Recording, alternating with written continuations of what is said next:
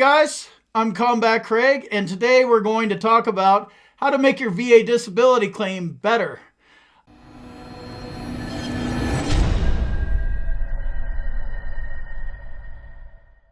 I'm a 100% disabled Desert Storm veteran, and I got out in 1991. I've filed very bad claims, slightly better claims, and excellent claims, which obviously got me to 100% P&T. So this is all about filing a better claim, and we're going to go into the different steps of what that means. I created this channel about a year ago, and for those of you that are already subscribed, please hit the like button. I appreciate your continued support. This channel would be nothing without you. And if you're new around here, consider hitting the subscribe button so you don't miss any of my future videos. So that said, let's talk about making your VA disability claim better. Not good enough, not slightly over the curve, better. Solid medical evidence so you get a better result, right? If you need help with your VA claim, you can sign up below at combatcraigwins.com, or you could shoot me an email at combatcraig@vaclaimsinsider.com. So I'm not an accredited agent or affiliated with the Department of Veterans Affairs in any way. I make these videos to educate veterans so they can file better VA disability claims. Today's info is for educational purposes only. Do not take what I say as medical or legal advice. So my first tip is submit your intent to file now. When you submit your intent to file, you're preserving your effective date. So if you submit your intent to file now, it'll take you a couple months to develop your claim. Then obviously the VA is going to do their thing. They say it's 70 days or 80 days, but this is like a 4 or 5 month process. So you'll get back pay all the way back to today. So tip number 1 is get that intent to file submitted today. All right, so my second tip is educate yourself about the VA disability you're filing a claim for. I mean, this is really going to make your VA disability claim better. Much better, right? What's the minimum amount of medical evidence that I'm going to need? Pro tip, don't submit the minimum amount, submit the maximum amount, and when. Is the medical evidence that you're providing going to be enough? You don't want it to just be enough. You want it to be an overwhelming amount of positive medical evidence. If you're filing a PTSD claim, is it combat or non-combat? There's different criteria for both, and there are different kinds of claims. You need to understand the differences between the two. If you're filing a claim for migraines, what's the severity of the symptoms? Do you understand where you fit into? Do you understand the word prostrating, which means laying down? How often do you lay down because your migraines take you out completely and you have to lay in a black room? You're going to have to sit and figure out all this stuff and look at the codes and look at the law and figure out what your VA disability is all about, so you can make it better. Also, do you even meet the minimum requirements needed to file a VA disability? Just something that comes off the top of my head is a presumptive claim. So let's say it's a presumptive condition for Agent Orange or something, and they have the boots on the ground, brown water, and then recently they did the blue water vets, which is 12 miles off the coast. What happens if you don't fit into one of those categories and you're filing a presumptive Agent Orange claim? You should know if this is even going to be something that's going to work for you. So you need to find out, do I even fit the requirements for the claim I'm filing for? All these things are going to make your VA disability claim much better, and you're going to get a better outcome. My third tip is educate yourself about VA law. I never went to the BVA or to the higher court. I always stayed at the local VA regional office, so my understanding of VA law is limited. But here's what I know, and again, I'm not an accredited agent or a lawyer. This is just one veteran talking to another veteran. So the first thing is the burden of proof is on you. It's not on the VA. If it was on the VA, they would already got you taken care of. This YouTube channel wouldn't exist, and we wouldn't be having this conversation. The burden of proof is on you. The burden of proof standard is at least as likely as not. It's 50-50. and the tie is supposed to go to the veteran, and we'll get into that in a little bit. The VA can only deny the claim if the preponderance of the evidence is against the claim. So the total amount of evidence that you submitted, if it's against the claim, right, you're here, this is higher, that's when they can deny the claim. So you need to make sure that you're up higher than where they are with their negative evidence. If the facts are in equipoise, that means that the tie goes to the veteran. If they're equal, then the veteran is supposed to win. This is just the tie part. It's not the burden of the proof part or the preponderance of the evidence. So equipoise is different. So understand the preponderance of the evidence, the burden of proof, and the equipoise, which is the tie part. All right, let's talk about this concept of the tie goes to the veteran. If you show up with your claim and you have this amount of evidence and the VA has the equal amount of negative evidence, the tie is supposed to go to the veteran. So this comes from, obviously, baseball, right? The tie goes to the runner. Runner and first baseman hit the same time, tie goes to the runner. But it's not an automatic thing. There's an umpire sitting there making this call, safe or out or, whatever. So that's basically what the VA is doing here.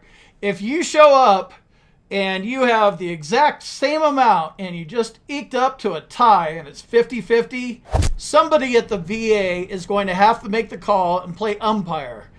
This is either a VA rater, a DRO, somebody in the BVA, depending on how high up you go, but you do not want to end up in a tie situation, especially when you can avoid it. So if 50-50 is that tie standard, you want to show up with like 60-40, 70-30.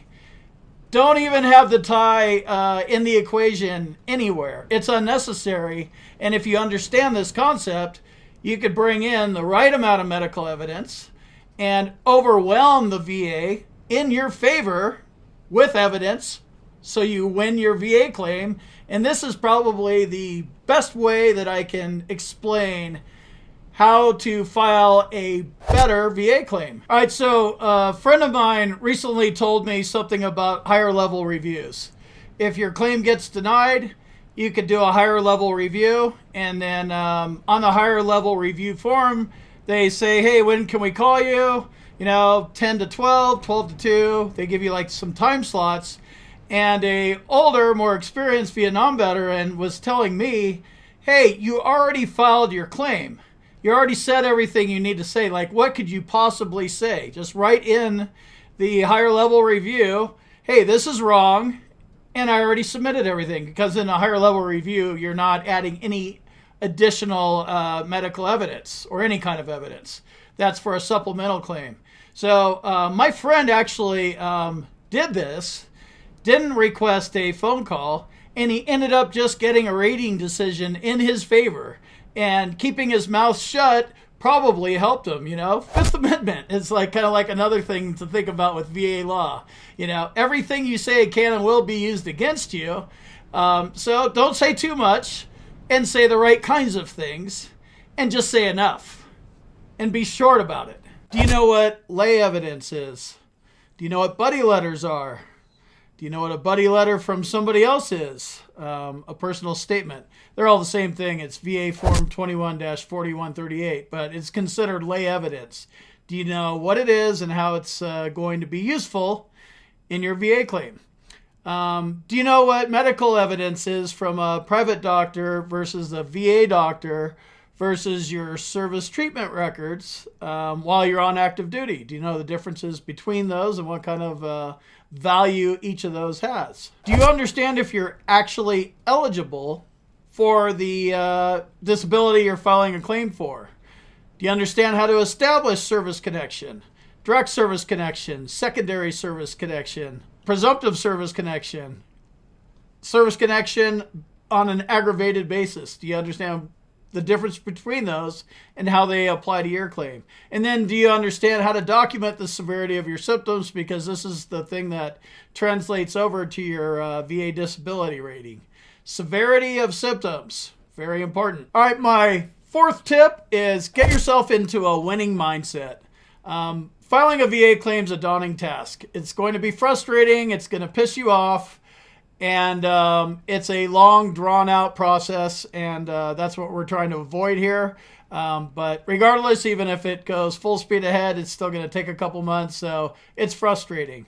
A winning mindset means that, you're going to tune out all the stuff that's irrelevant. And you're going to do whatever you need to do to, see this thing through. So, don't quit would probably be the easiest one here. If you have to talk to a somebody at the VA, call the 800 number for a status update or something. Be polite. These are, career bureaucrats. Don't lose your cool with them. They get yelled at all the time, every day. You can set yourself apart by not yelling at them and not cussing at them and stuff like that. So this is all part of the winning mindset. I'm going to win my VA claim. I'm going to make my VA claim better. And here's the things that I'm going to do. I'm going to see it through. My fifth tip is get your C file. This is your entire claims file, and it has all your records in there. And you need to see this so you can see what you're up against. When you file a claim and it's been denied, that's going to be in your C file. When you come back and you file the exact same claim again, you're probably going to get the exact same result if you don't know what went wrong the first time. Did you file a claim for tinnitus, but your nexus wasn't strong enough? Or how you described how you believe the tinnitus as a result of your active duty service wasn't clear enough. This stuff will all be in your C file. You need to have a clear picture of, how the VA sees you on paper and what they're using against you. Your words, your lack of this or that. In my case, I lost my PTSD claim because I didn't provide a diagnosis. I had lots of mentions. The word PTSD was mentioned. Send Combat Craig for a PTSD test. GAF scores, PHQ tests, blah, blah, blah, blah, blah. So I'm looking through there going, wow, my medical records, this is pretty obvious. File a claim for PTSD, this should be a no-brainer. Yeah, not so fast. I was missing the diagnosis. So I learned about this once I obtained my C file. Organizing it and reading it is a topic for a whole different video, but get your claims file so you know what's in it, what the VA sees. If you need help with your VA claim, you can sign up below at combatcraigwins.com, or you could shoot me an email at combatcraig@vaclaimsinsider.com. We can provide you with the education and the resources that you're going to need to file your own winning VA claim. We don't file claims for you, but we have a network of independent medical professionals that can help you with a lot of these medical evidence pieces that you're going to need. Medical disability is going to require medical evidence, and just because the VA has some medical evidence in there that you think might be good enough, we're trying to make your VA claim better here, right? Not just good enough, might be good enough. Let me give it a shot. Do everything for free and hope for the best. That's not what we're after. We're after strategy, precision, and filing a better VA claim. My sixth tip is knowing what to do if you get in over your head. The VA claim process at the beginning is a non-adversarial environment. The VA has the duty to assist you to a degree, but it's still called duty to assist. You have things like the benefit of the doubt doctrine, so you can figure out this stuff on your own. And I encourage you to do that. Learn about VA law, learn about your medical disabilities, learn how they're most likely going to be rated, get yourself into CFR 38 Part 4 and, understand the Code of Federal Regulations. But if you get in over your head, have a plan. That should be part of your plan out of the gate. I mean, you don't want to, filing a winning VA claim doesn't include, a contingency plan, but you should have one. Do you know how to find a good VSO? Do you know how to find a good VA lawyer if you need one? You might need to go into the appeals process. So the goal is to file a winning VA claim out of the gate, but you need to be thinking about these things. Have a clue. You know, if you get a denial letter, what are you going to do? Higher level review, supplemental claim, straight to the Board of Ed. You need to know all these different little components. So I'm going to leave it here for tonight. This is all about filing a better VA claim, and I will see you in the next video.